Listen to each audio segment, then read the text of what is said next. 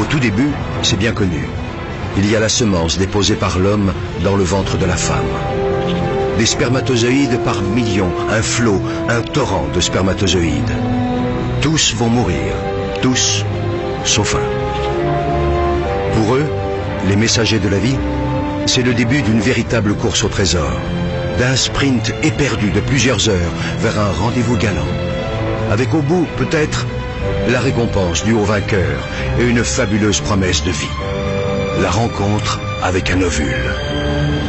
Agitant leurs flagelles, les spermatozoïdes progressent des heures durant, millimètre par millimètre, obstacle après obstacle. Le vagin et son acidité meurtrière, le passage encombré du col de l'utérus, l'utérus lui-même. Un véritable parcours du combattant. Les plus fragiles, les mal formés et les traînards capitulent. D'autres restent piégés ou s'égarent en chemin. Là se présentent deux tunnels différents, deux voies possibles. Seulement voilà, une seule de ces voies mène vers l'ovule. Dans cette course effrénée à la vie, il n'y a pas que l'énergie qui compte. Le hasard et la chance ont eux aussi leur mot à dire. De puissants courants freinent leur navigation. Des vagues font onduler un tapis de cils qui contrarie leur progression. Imaginez, les concurrents encore en lice ont déjà presque parcouru l'équivalent, pour eux, de la distance qui sépare la Terre de la Lune. Et pourtant, l'irrépressible force de la vie les pousse sans cesse vers l'avant. Enfin, au bout du long tunnel obscur, tel un astre mystérieux, l'ovule. Il suffit qu'un seul spermatozoïde, un seul, atteigne l'ovule, y pénètre et fusionne avec lui pour que naisse un espoir de vie. Chacun de ces millions de spermatozoïdes porte en lui son secret. C'est à ce moment-là que se joue la loterie de l'existence. Ils ne sont désormais qu'une centaine à explorer la surface de l'ovule. Quelques-uns seulement parviennent à se faufiler jusqu'à la capsule. Formidable armure protectrice. Dernière agitation, ultime frénésie. Soudain, l'un d'entre eux finit par trouver la voie. Ça y est, c'est lui, le seul, l'unique. Aussitôt percé, la carapace durcit et les autres spermatozoïdes se heurtent à une barrière infranchissable. Pour eux, le voyage est terminé. Si près du but.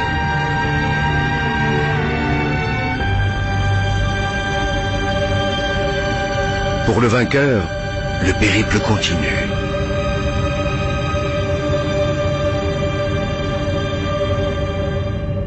Il perd son flagelle, devenu inutile, et libère son trésor. Le patrimoine génétique de Manu s'unit à celui de Barbara. De cette union va naître une cellule unique au monde. Rêve d'amour, fruit du désir, et déjà esquisse de vie. Un œuf. Dès cette seconde, tout est déjà écrit, ou presque. Et puis le processus s'accélère. Une nouvelle vie s'organise. Une nouvelle aventure commence. L'œuf, instantanément, se divise en 2, puis 4, 8, 16, 32 cellules identiques. Il entame en même temps un lent et long voyage. Au 3e jour de son expédition, il plonge dans une immense grotte qui lui sera bientôt familière, l'utérus. Au 6e jour, l'œuf sort de sa coque et se pose délicatement sur la paroi de ce très accueillant refuge. Il se construit un nid où, sauf imprévu, il a élu domicile pour 9 mois. Au fur et à mesure que l'œuf s'enfonce dans la paroi souple de l'utérus, il se transforme de façon radicale. Il commence par élaborer des connexions avec son environnement. C'est le futur placenta, une plateforme d'échange permanent avec le corps de Barbara. Simultanément, au centre, un disque se dessine. L'œuf se transforme et devient l'embryon. Âgé de 14 jours, il n'a pas encore la taille d'une tête d'épingle. Quelques jours plus tard, l'embryon s'est considérablement épaissi. Il repose maintenant au centre de 2 poches remplies de liquide. Une incroyable cascade de transformations l'agite. Cela commence par la formation du système nerveux. Sur son dos, une gouttière se creuse, puis, comme un ourlet, elle se referme sur toute sa longueur et devient un tube. C'est la future moelle épinière. Et ces deux bourrelets géants, ce sont les futurs hémisphères cérébraux. Pendant ce temps, l'embryon s'est enroulé sur lui-même. Un cœur rudimentaire prend lentement forme, des vaisseaux se dessinent. Le système circulatoire du sang s'ébauche. Au fur et à mesure de sa croissance, l'embryon ressemble d'abord étrangement à un poisson, puis un peu plus tard, à un batracien et enfin à un reptile. Tout cela est dans l'ordre des choses. L'embryon humain en formation passe par toutes les étapes de l'évolution des espèces. Il lui reste même encore une queue, qu'il perdra bientôt. En moins de 4 semaines, l'œuf est passé d'une seule à plusieurs millions de cellules parfaitement organisées entre elles. Car ce minuscule organisme est le génial architecte de sa propre construction. Attardons-nous un instant sur un phénomène mystérieux parmi tant d'autres. Une histoire de cœur. Un cœur qui bat. Toutes ces petites boules rouges, ce sont les cellules du futur cœur. L'une après l'autre, elles s'animent et se mettent toutes à pulser à l'unisson. Cette rythmique primaire, c'est le tam-tam de la vie, la pompe du cœur. La machine à vie est enclenchée. L'embryon n'a que 22 jours et mesure désormais 2 mm. Débute alors une nouvelle et spectaculaire métamorphose. 4 semaines, scandées par une multitude de transformations, vont modeler notre petit mammifère aquatique. Puisant via le placenta nourriture et énergie dans le corps de sa mère, l'embryon prend lentement forme humaine.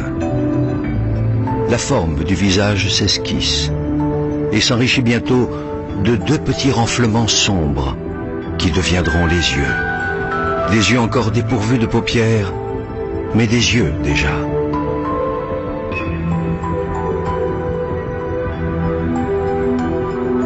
L'ébauche de tous les organes se poursuit. Les cartilages des os, les muscles et les tendons se développent progressivement. L'embryon est maintenant âgé de 34 jours et mesure 5 mm. Sa croissance s'accélère à tel point que chaque jour, il grandit d'1 millimètre. Si les bras et les jambes se dessinent, la queue, elle, se résorbe peu à peu et laissera bientôt place au coccyx.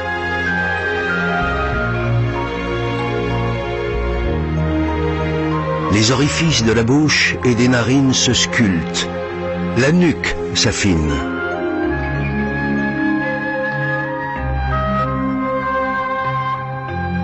Le cerveau, lui, poursuit en parallèle sa fulgurante évolution et se prépare déjà à devenir le chef d'orchestre de l'ensemble des fonctions humaines. Le petit homme est âgé de 44 jours. Il mesure 17 mm.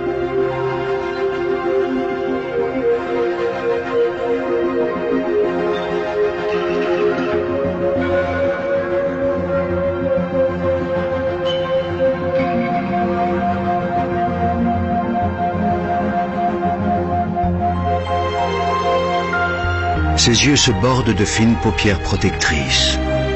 Les os de son dos se solidifient, sa tête se redresse. Son cœur, ses vaisseaux sanguins essentiels et la plupart de ses organes ont trouvé leur place définitive et se mettent à fonctionner.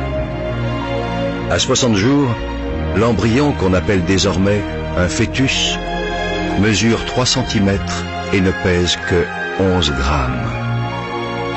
Barbara achève son 2e mois de grossesse et tout se passe à merveille. Son enfant dispose de 7 mois encore pour grandir dans la tiédeur de son ventre, dans un univers protégé. Est-ce un lointain écho du bonheur de ses parents? Jusque-là, quasiment inerte, voilà que le futur bébé de Barbara et de Manu commence à bouger. Ce ne sont encore que d'imperceptibles tressaillements, trop ténus, pour que la mère en ait conscience. Pour comprendre ce qui se passe, essayons d'aller voir l'invisible. Pénétrons dans le cerveau de l'enfant à venir. Ici, à chaque minute qui passe, des neurones apparaissent par milliers. Simultanément, ces neurones se connectent les uns aux autres. Ingénieux agencement qui va permettre au fœtus de commander ses muscles et l'ensemble de ses organes. Les informations sont transmises sous forme de messages électriques et chimiques. C'est ainsi qu'à sa naissance, l'enfant de Barbara et Manu possédera plus de 100 milliards de neurones connectés les uns aux autres par 1 million de milliards de contacts. Même le réseau téléphonique ou informatique le plus sophistiqué du monde n'est rien en comparaison de cette formidable complexité du cerveau humain. Derrière cette fabuleuse machinerie, c'est le siège de l'esprit qui se développe lentement. Ici s'ancrera le goût du pain, de là jaillira le plaisir du verbe. Ici se déverseront les joies et les chagrins, et de là émergeront les rires ou la colère. Comme si l'écho de cette kyrielle de transformation résonnait en lui, le fœtus s'agite en tous sens. Mais Barbara, elle, ne sent encore rien. Le repas que Barbara vient d'absorber glisse le long de son œsophage. Dans son estomac, les aliments seront broyés et dissous en nutriments, sucre, graisse et protéines. Après bien d'autres péripéties digestives, ils rejoignent sa circulation sanguine.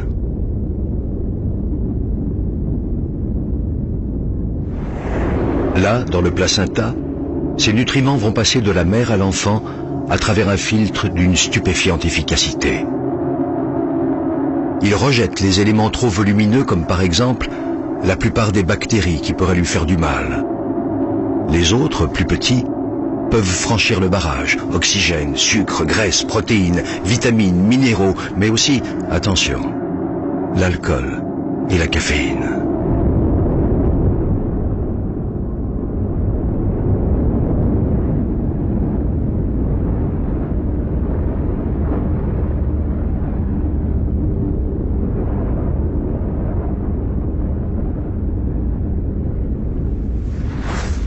Une fois dans le sang fœtal, ils sont acheminés jusqu'au futur bébé par le cordon ombilical.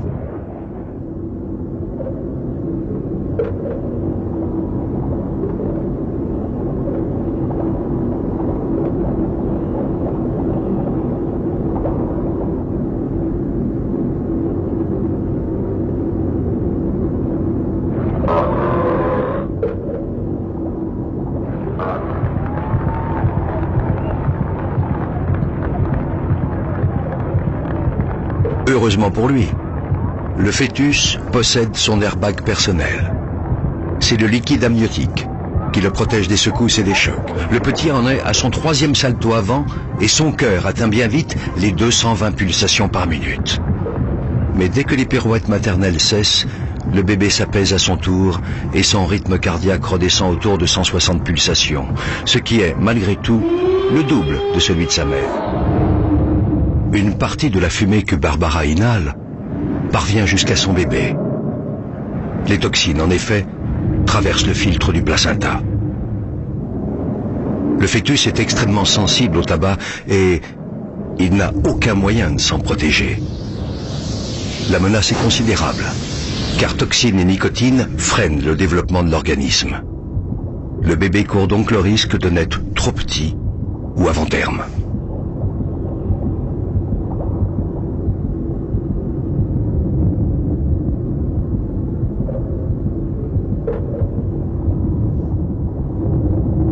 D'autres substances toxiques représentent des dangers potentiels. L'alcool, par exemple, qui passe immédiatement du sang de la mère à celui du fœtus. Les dégâts provoqués peuvent être irrémédiables, malformation physique ou retard mental.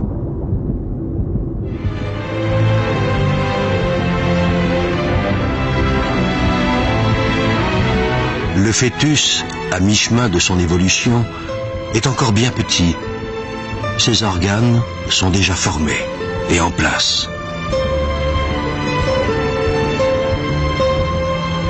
Désormais, ils vont se développer à un rythme constant et régulier.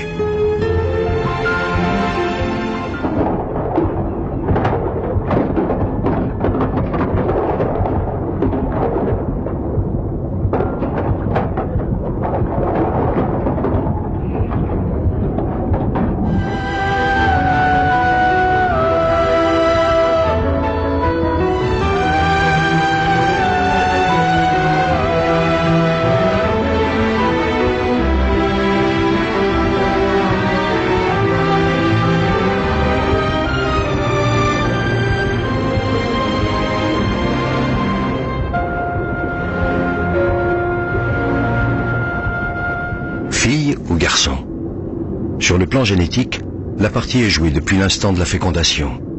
Mais le sexe de l'enfant restera longtemps secret, jusqu'au 3e mois.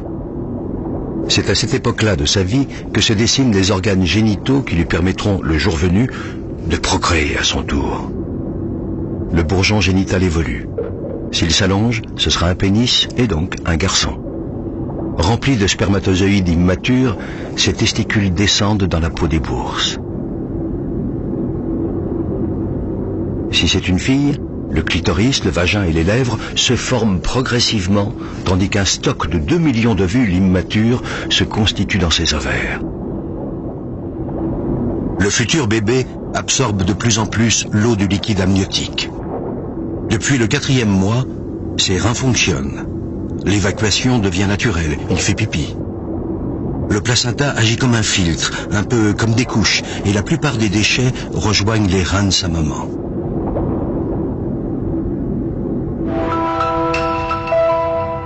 Grâce à l'échographie, le mystère est levé. Ce sera donc une fille. Rappelez-vous, le grand loto de l'existence. Le spermatozoïde de Manu était porteur du chromosome sexuel féminin. Ici, nous entrons dans le monde fascinant de l'hérédité, et c'est au microscope qu'il faut observer ce prodige de la nature. Au commencement, à l'instant de la fécondation, la combinaison des patrimoines génétiques de Barbara et Manu a donné naissance à un œuf unique, portant toutes les potentialités de leur future petite fille. Ces caractéristiques sont inscrites au cœur des gènes et ces gènes sont enfilés comme des perles sur un long collier qu'on appelle l'ADN. Mais la magie ne s'arrête pas là.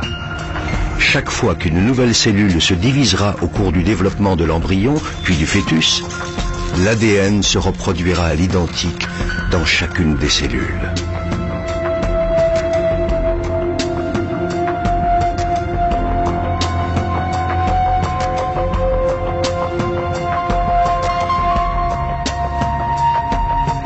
L'ADN, ce long fil de vie n'a pas fini de révéler ses mystères. Il porte donc cette fameuse hérédité que les parents lèguent à leurs enfants. La couleur de nos yeux ou de nos cheveux, notre groupe sanguin, mais aussi nos forces et nos fragilités. Tout semble donc inscrit dans nos gènes. Mais nos combinaisons génétiques évolueront dans le temps, seront soumises à notre environnement. Beaucoup reste donc à écrire, et heureusement.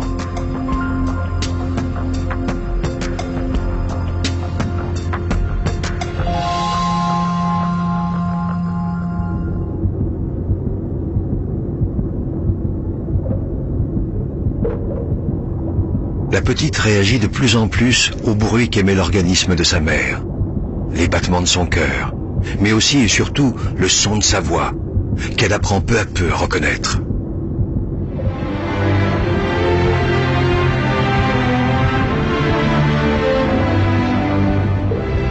À 6 mois, l'ossification du squelette se poursuit encore.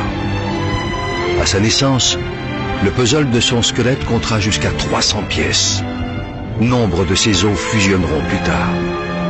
Au final, à l'âge adulte, il y en aura 206. Les mouvements de Julia sont de plus en plus précis, amples, harmonieux. Elle ne se fait pas prier pour exercer ses nouveaux talents. La communication entre Julia et Barbara se fait chaque jour plus riche. Émotion, appréhension, joie et stress sont vécus à l'unisson.